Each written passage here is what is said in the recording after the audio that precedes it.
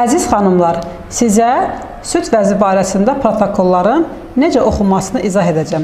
Çünki bir çoxunuz çox təşvişlə gəlirsiniz ki, ay doktor, məndə süd vəzi xərçəngi aşkar olunub. Amma baxıram ki, sizdə elə bir problem yoxdur və zaten nə UZİ-də, nə mammoqrafiyada belə bir söz yazılmayıb. Tutaq ki, sizin ultrasəs müayinəsində belə bir nəticə yazılıb. Nəticə Bayrac 2.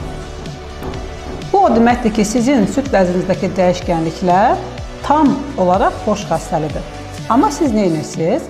Raporun aşağısında sırayla yazılıb. Bayrac 0, 1, 2, 3, 4, 5 və 6. Siz baxırsınız ki, Bayrac 6-nın qabağından yazılıb ki, təsdiqlənmiş süd vəzi xərçəngi və yaxud da ki, Bayrac 5-də yazılıb ki, burada süd vəzi xərçəngi ehtimalı daha yüksəkdir. Amma bu yazılar sizə aid deyil.